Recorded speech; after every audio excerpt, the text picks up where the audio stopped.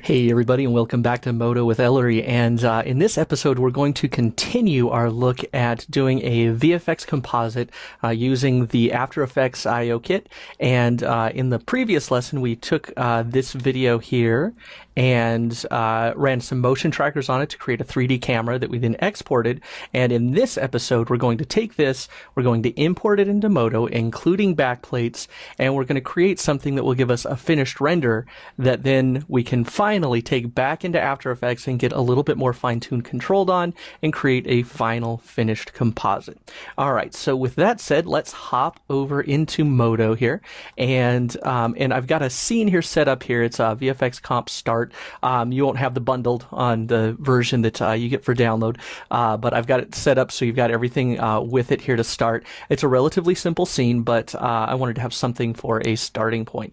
All right, now, and the first thing that we're going to do here, just right off the bat, is we're going to import our After Effects stuff. It's a camera track, and then also just a flat plane that will give us some reference point.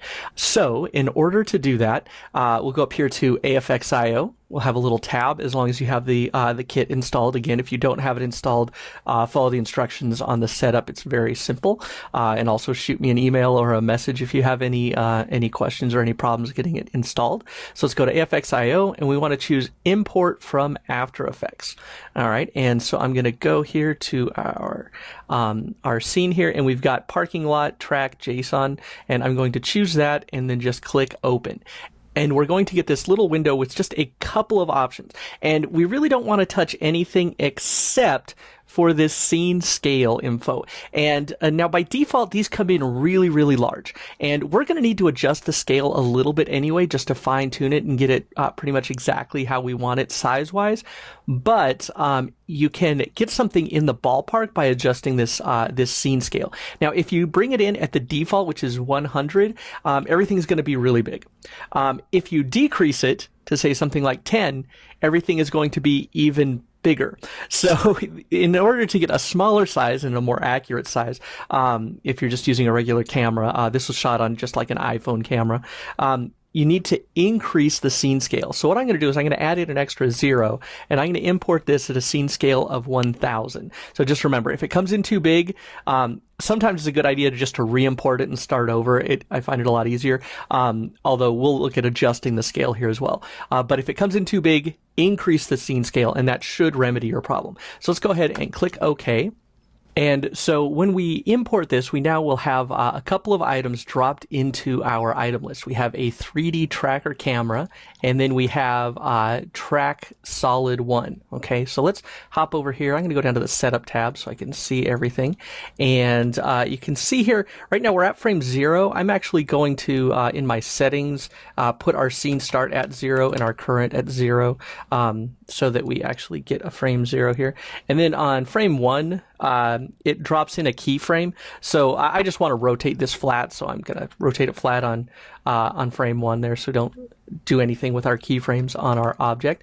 And now if we scrub up the timeline, you'll see that camera is going to move. And if you recall from that background footage, I started off kind of aimed off to the left at the parking lot, away from the spaces that we're going to focus on, and then moving over and then aiming towards the spaces, and then just kind of moving around them. All right, so that's pretty much what we've got going on here. Now, you can get a good idea to your scene scale to know if it's in the ballpark pretty quickly just by selecting your camera and then checking the position. And usually your Y position is going to be the giveaway. Right now it's at 1.38 meters.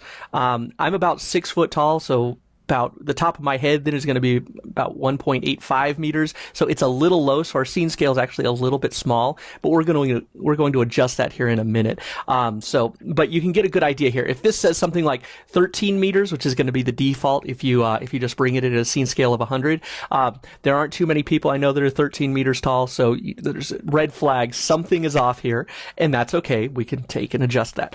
All right. So we've got this. Great. So now we have something that we can actually work with. Okay, and now what we're going to do is we're going to bring in our background footage. So just to make it easier, I'm actually going to hop over to the render tab here so we can see stuff going on here as it happens.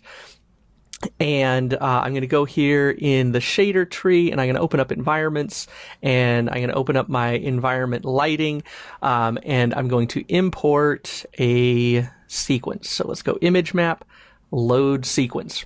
And then I'm going to go back to this. I've got the imported, or rather here, I've got the sequences here, and then I've got all of this footage. If you recall, at the end of the last lesson, which if you didn't watch it, go back and watch it. We exported an image sequence so that we could actually get our background footage in. Now, again, it's not 100% necessary because you can do the final composite without having to have the background image to start. But honestly, it's so much easier if you have some reference. So let's go ahead and bring in frame 0, and we'll click OK, and we'll let that import. And let's go ahead and hit play here. There we go. So we see we've got it, but it's all wrong in the way it's set up. So we'll go to our texture locator, and we're going to change the projection type from spherical, which is going to be the default when you import something into your environment.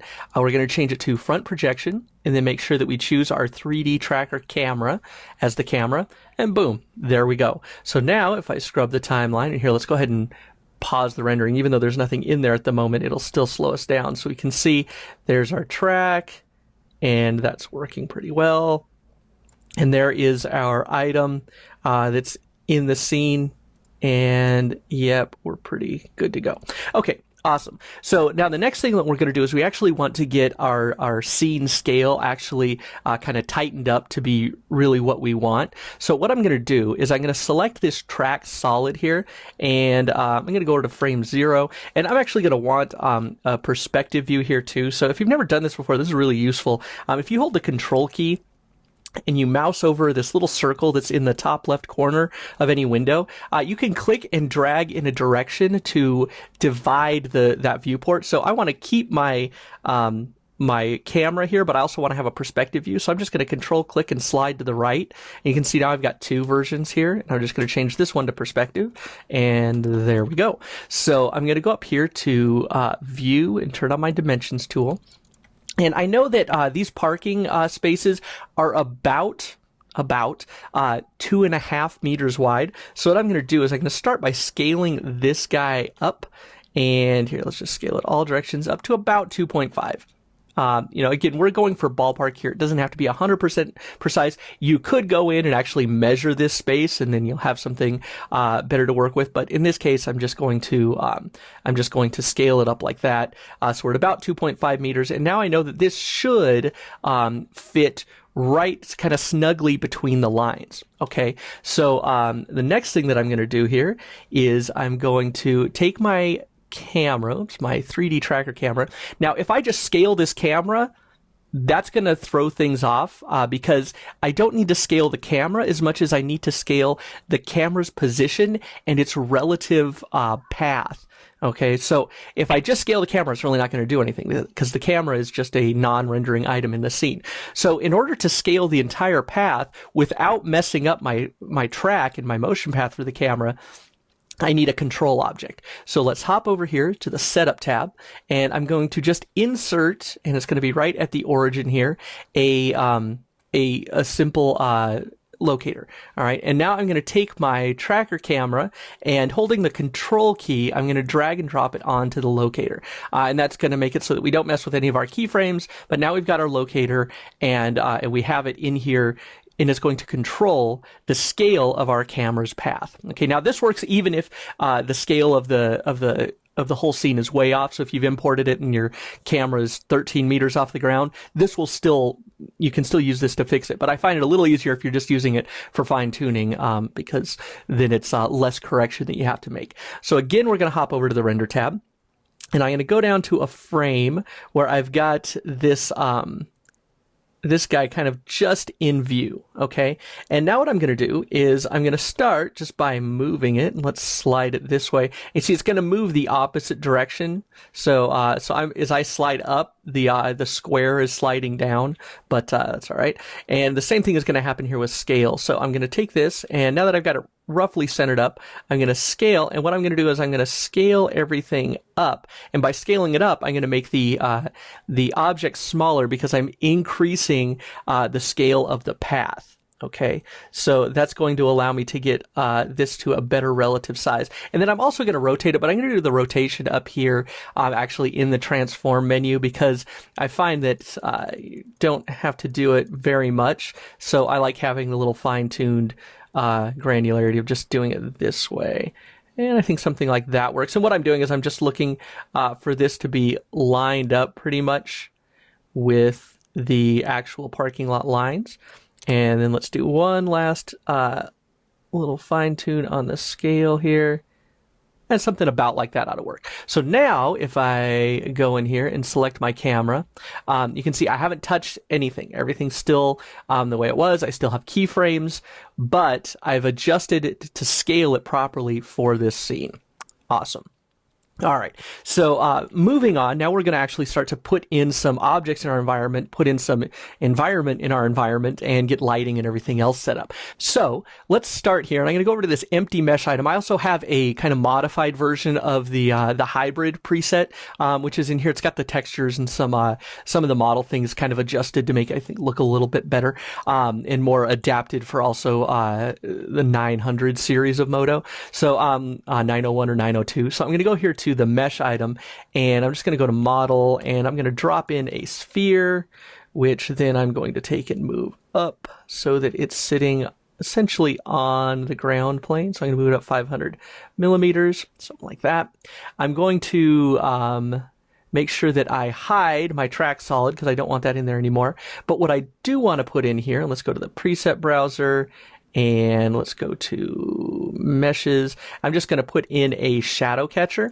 And the shadow catcher is actually going to serve three purposes in this case. It's going to serve its normal purpose as a shadow catcher. It's going to give us something to contextualize for use in depth of field, either here inside of Modo or if you want to render out a depth output. So it's going to do that.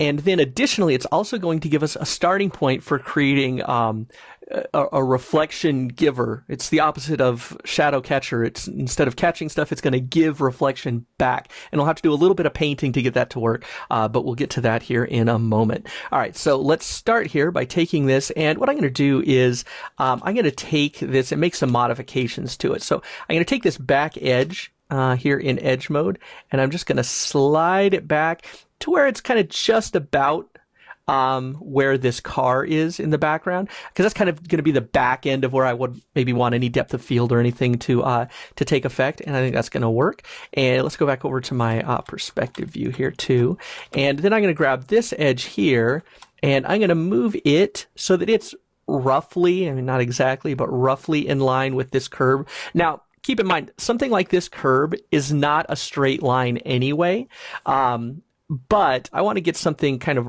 relatively close here. So what I'm going to do is I'm also going to grab this front vertex right here, and I'm going to slide it over so it's roughly in place. Now, if you want to get really detailed, you could go in and model something that's going to fit right along this curve, but it's going to have a couple of issues, which we'll get into in another lesson. But for the most part, we're just going to give a general idea of the environment. So little things like this curb, we're just going to leave out.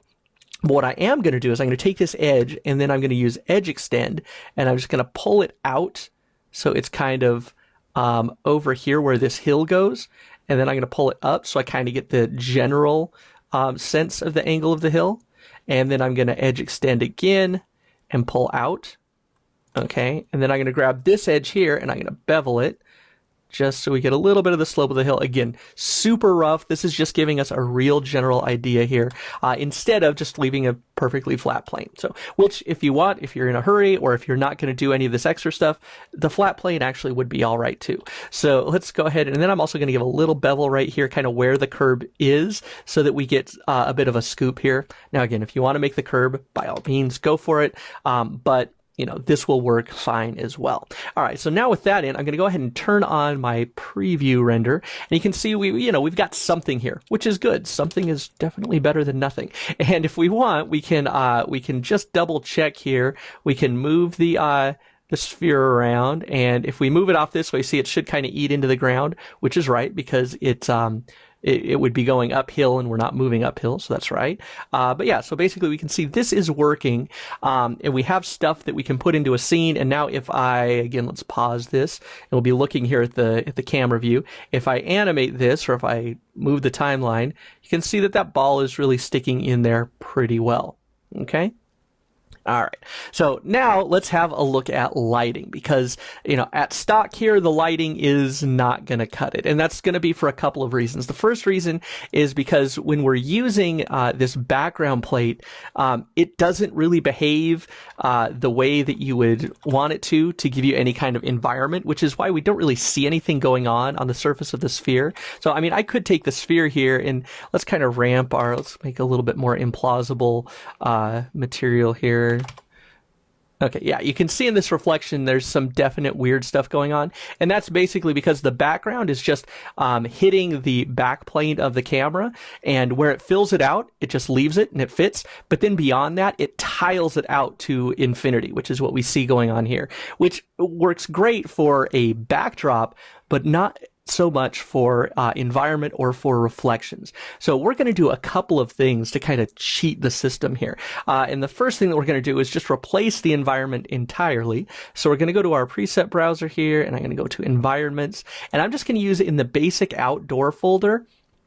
I'm just going to use an environment that is relatively similar to the lighting conditions I have. So when I took this picture, the sun had just set, thus you don't see any hard shadows, but it was still really illuminating the sky very heavily off to the right-hand side of the camera.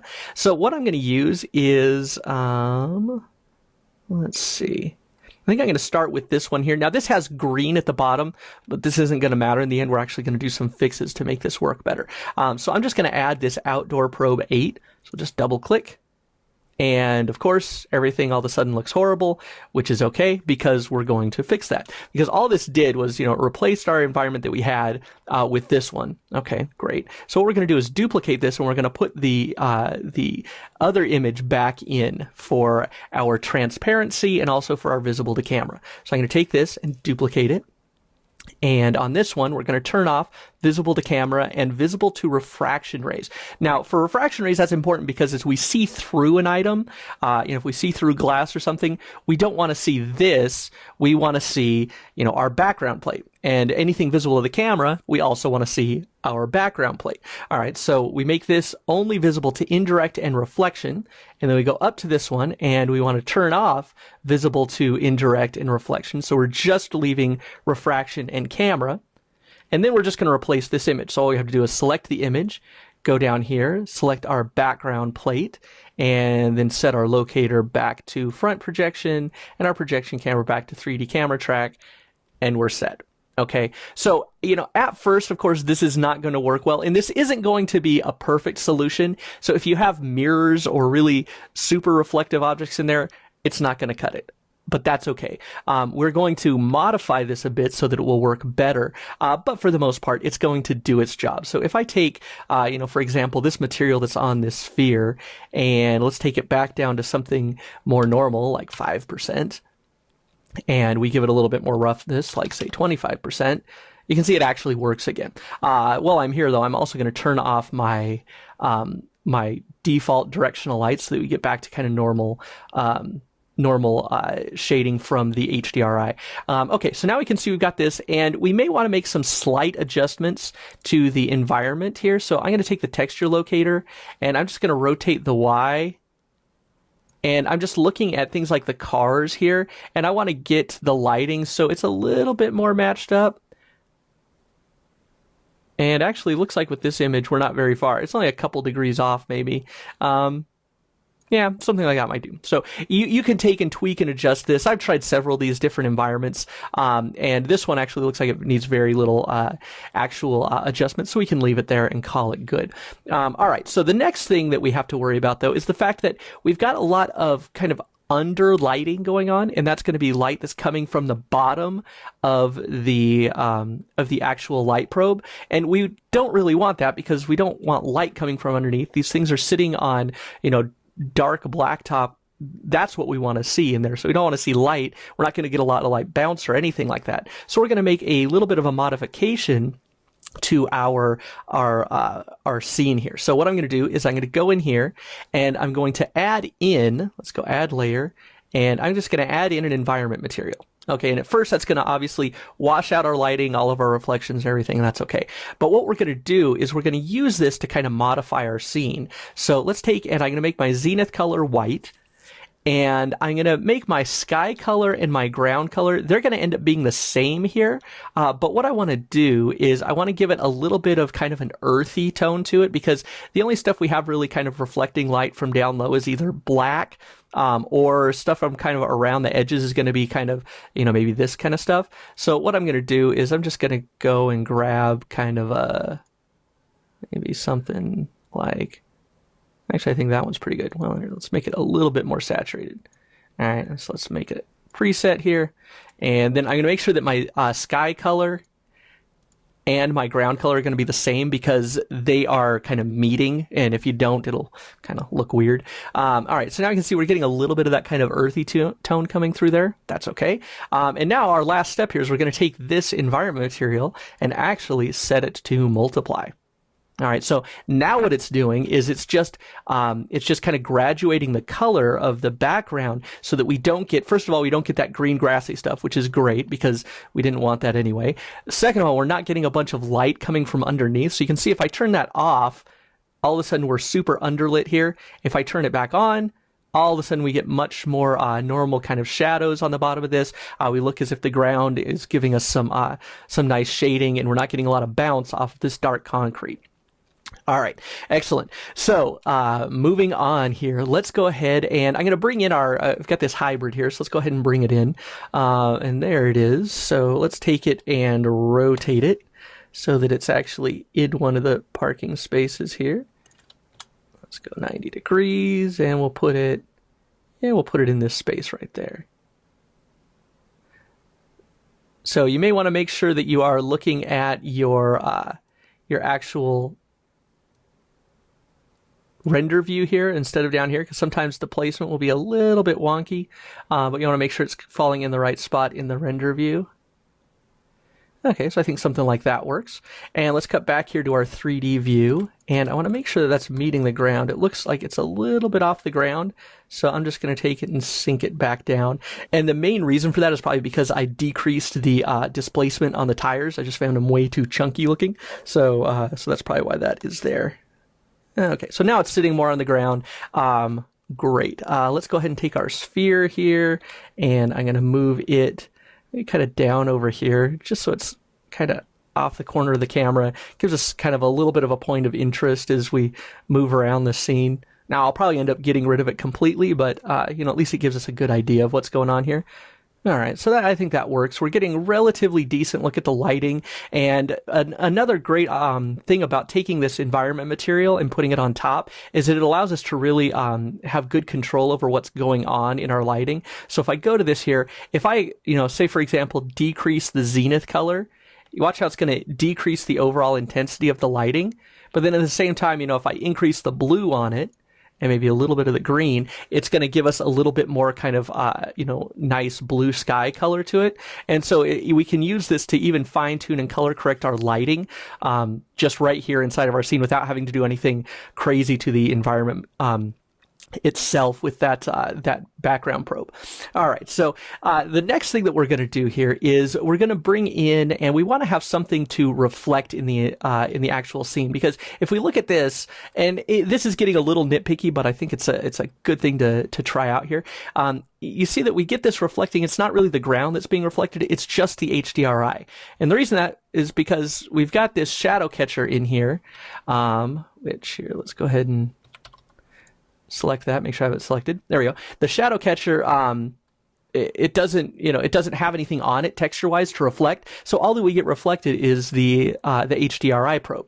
All right, so we're going to fix that by creating a duplicate here. So I'm just going to take let's go to polygon mode here, and I'm just going to take all the polygons that are in this shadow catcher, and I'm going to copy them. I'm going to go to this empty mesh layer, which I will call ground ref, because I'm going to put reflection in here. And then I'm going to paste that in. And at first, nothing's going to happen, / it might look a little weird. No, not to worry if either thing happens here, because we're going to fix that. First thing that we're going to do is we're going to take it and we're going to just drop it down a tiny bit, just a tiny bit. Just because we want it to fall underneath our shadow catcher. And actually, sorry, here, I take it back. Let's undo that. I need to switch this over to make sure we're in item mode. There we go. And let's just pull this down a tiny bit, something like that. 10 millimeters should be totally fine. All right, so now what we're going to do is we're going to paint in some backdrop so that we have something to actually reflect on the cars. So we're going to use, this is a 902 feature. So if you don't have 902, go get 902. There's some really nice stuff in it. If you don't have that option, skip this part and do your best with the other stuff. So what I'm going to do here is I'm going to use the new projection, the new kind of modified, updated projection ink to paint in our backdrop image. And I'm going to use the actual the background that we have in here, the tracked background. But there are a few kind of a little bit wonky things about how it works, so I want to make sure that we cover that here. So let's go in here, and I can take this ground ref, and first we need a UV for it, so this UV is not what we want, so let's go in here, and I'm just going to select all this. I'm going to use unwrap and just click, and let's change it to angle-based, planar-wise, something like that ought to work. And then I'm just going to take and rotate it. Now, this does not have to be a great UV. This is not a UV tutorial by any means. But here, we're just going to take this. And just to kind of improve this a little bit, I'm going to go grab all of these edges, use the scale tool. I'm going to make sure negative scale is turned off. And I'm going to set my action center to local. And then go back and set my axis to auto, and let's just flatten those out. And then I'm going to do the same thing with these two lines. Same thing here, flatten those out. Now we have a nice square, and then I'm just going to use fit UVs. Okay. Oops, actually that didn't work. It scaled it funny. So that's all right. Let's change our action center back to none. And we'll just kind of manually scale this up. I want a little bit of daylight around the edges anyway, so I'm not going to worry too much about this. There we go. Okay, so really rough UV, doesn't matter. We just need something to drop some ink onto. All right, so the next thing that we're going to do is let's hop back over to setup here so I can see my camera view. And what I'm looking for here, let's go to wireframe, is a good kind of starting frame here where I'm going to get a lot of kind of information on this hill and a lot of the general parking lot. And then we'll do another frame a little bit previous so I can get some of this area over here. Now there is a little bit of wonkiness with how this sets up, so stick with me here. It should work out pretty good for you though. So what I'm going to do now is I want to make sure that I have a ground material on this guy. So let's just select it, press M, we'll call this ground ref. All right. And then let's go ahead and make sure we don't have any specular or Fresnel on it. And 80% should be fine. If we want, we could probably change this up to 100% because we're not going to see it. It's just to give us some reflection. And then we're going to need something to paint on. So we'll choose Add Layer, Image Map, and we'll make a new image, which we will call, let's make sure I put it in the right folder here. Call this ground ref, and that ought to work. 2048 should be fine. Again, we're not going to see this physically. It's just going to be in reflections. So we'll click OK. And now what we'll have to do is go to our camera. So let's open up this locator, grab our camera, and we need to load in a background image. So let's go to background image, and I'm just going to choose the parking lot. All right, and here we can make our camera visible just to make this a little bit easier. We're going to choose our parking lot, and it's going to lock it at the moment to the frame that we currently have. Now, this can change, and you can adjust it and adapt it, which we will, but just know that you want to find a good frame first, and then paint, and then find another frame and paint. And I think this is probably something that's going to be updated. Hopefully it will, because if this updates to work with image sequences, it's going to make a lot of stuff a lot easier. But for now, this is going to work. So so now we've got our camera, we've got our background set for our camera. Yep, we got our background set. So now what we're going to do is go to Paint Tools. Let's deselect that. Make sure that we have our ground ref diffuse color selected. Make sure we have our tracker camera selected. I'm going to grab an airbrush. I'm going to turn on projection ink. Okay.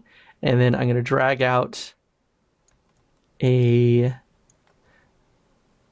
nice space here and paint. And now you can see we're getting our parking lot coming in okay. And what I'm going to do is I'm just going to kind of find the edge of the view here, and I'm going to paint up through it. I'm not going to worry so much about painting stuff that's out of camera view because it's out of camera view, and I'm just going to use the clone tool a little bit to kind of fix that. So here, let's just paint through here. I can grab a little bit bigger brush, I think. There we go. So I'm just painting, and I'm just going back as far as kind of I can, and that's all right. Okay. All right. And again, I'm just looking for where it starts to distort because we're at the edge of the camera view.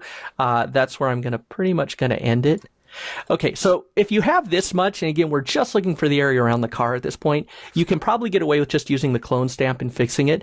But if you want to use kind of another frame from the video, let's go ahead and press Q and double tap escape to clear out the tool, okay? And then what I'm going to do is go back over to the setup tab here. And so we can see that we've got all the way out through there. We got quite a lot in there, but let's go back here to frame. Let's go to something earlier. Maybe frame 100 or so. Maybe 90. Okay, so I'm going to go back here. Oops. And actually, I want to find a frame that doesn't have a lot of motion blur on it, so 88 looks better that way.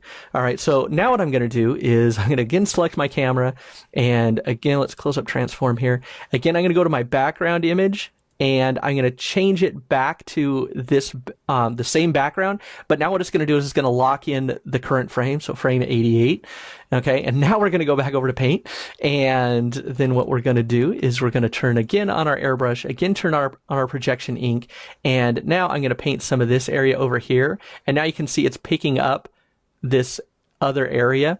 Now, ideally, like I said, eventually, hopefully it will be set up so that it will automatically adjust frames if you have a sequence, because that would be a huge bonus for doing this kind of stuff. If you could just, scrub the frame and then it's going to automatically scrub it. But if you deselect everything and then you move to the right frame and then reselect your actual image, you should be fine. All right, and here now, so I'm going to do that one more time, and just so you can see how this is going to work, if I go over to setup here and I go back to one of these later frames where we've got everything going, you can actually see it happening here in OpenGL. So here I've got a nice frame, and you can watch it moving with the camera. See, let's go to maybe about here. But as soon as I release the mouse button, it's going to click over to this frame. But if I go to background image and I reselect it, it's going to fix it again. All right, so let's go back over to paint, and I'm just going to clean up this little area right here. So again, we'll go airbrush. I have my projection ink on. Oops. And here, let's turn off projection ink. Double tap escape. Get our stuff turned back on here. And let's make sure we also have our camera selected. There we go. Okay, and so now we can paint through here. And again, if this is not perfect, it's okay. All we're looking for here is kind of an approximation to give us something better than reflecting our environment sphere. And that's it. That's really all that we're looking to get out of this. Okay, so now that I have kind of my initial projection in here, I want to save this image. So if you're not familiar with painting in Modo and using images like this, they don't save with the file. So here, I'm going to save my entire scene here. So let's call this comp progress 1. I like to save in iterations. And so if we save that, though, it's not going to save the image. So you can either do save image or save image as, or if you choose save all, that will save all your images, but it doesn't give you the incremental option. So just a note here. So if I just choose save image, though, it's going to save my ground ref here. So once you have that image saved, you're pretty much ready to go in and start working with this as a reflection map. And here, actually, I'm going to go in and let's go back to our airbrush, and I'm going to turn back my projection ink Make sure that I have my camera selected, and I've got a little bit of area down here that I would like to fill out. But here, let's go down to a different frame here so I can see as much of this kind of foreground parking stall as possible. Okay, and that ought to work. So again, let's go here and we'll select that. That should pop, and we'll go back over to paint, and I'm going to get a relatively small brush here, and let's just take this and paint in here. I'm just going to fill this out in this foreground, which I kind of missed, I realized there. So I'll just kind of paint this in here. Now you notice I'm getting some real kind of bad artifacting over there at the edge. And I'm getting off where I'm actually missing the ground cover there, but that's okay. If you want, you could go and use something like the clone stamp tool to clean that up. You could also clean this up in Photoshop, but you get the general idea there. So that's going to work. And again, just going to be in reflections, so we're not going to worry too much about it. What I think I am going to do here is I'm going to turn off the projection ink, and I'm just going to get a kind of soft brush here, and I'm just going to go for kind of something in the brown range that that background part has, and I'm just going to kind of paint in this part here so I don't have anything weird or distracting going on. So let's just paint in. Oops, missed a little there. So I'm just going to fill out the rest of this hill kind of with this brownish color. Now again, you could use the clone stamp, but just in the interest of going a little bit faster, I'm not going to do that this time. I'm just filling this out here. And then I'll kind of cover back here a little bit as well, just so we've got this stuff set, just in case it happens to show up in a reflection. This is probably not the best color, but hey, it's all right. So something like that ought to work. Okay, and then I'm going to go ahead and get kind of a dark blacktop color, something like the blacktop, and I'm going to do the same kind of thing, but down here. It looks like I got a little something funky going on with my UV where I'm getting some tiling, but that's all right. Again, this is just for our reflections and to give us something a little bit better than that stock environment. So you can take as much or as little time with this as you want. I just don't want big chunks of white space to mess with my reflections here. So let's get this, and looks like we're a little bit too warm on this color. That's all right though. Again, you can use the clone stamp tool. You can get it as detailed as you want. You can use a bunch of different frames if you want as well to get something that's going to match up pretty nicely. But again, this isn't really a big deal, so I'm not going to worry a ton about it. All right, so something like that should be fine. So let's go ahead, and again, I'm going to go to images here and make sure that I save this image so it's got all the stuff on it. And now we're going to go over to the render tab, and this is where we'll actually have to do a little bit of minor trickery, nothing over the top, but we do want this to definitely work. So you can see right now we've got this set in here, but the problem that we're going to be having is that as we move frames here, sometimes that can get a little bit off. Okay, and really what we want to do at this point is we want to take this and we want it only to affect reflections. All right, so if I, for example, if I hide this this guy entirely. Now, right now, we're not going to see much because the actual the shadow catcher is on top. So it's blocking this off so we don't see it. So if I hide the shadow catcher, you'll see that we've got this actual scene in here, which kind of goes into a different topic entirely, which we'll get on later, which is actually going to be painting some stuff and doing some more scene modifications. But, for now, we're just going to set it here as a reflection. But you can also see here, that's a good example here, you can see with this visible, we start to see it in the reflections, which means if we take something like this sphere and we move it back here, so you actually start to see like the reflection of the lines and stuff, which is much better than what we had before where we weren't getting any kind of proper reflection. So let's turn our shadow catcher back on. And then we're going to take this guy here, and then we're going to add in, let's go down to special and add in a shader. And we're going to set that shader to, we don't want it to cast shadows. We don't want it to receive shadows. I guess it could receive shadows, but it doesn't matter. We don't want it to be visible to camera.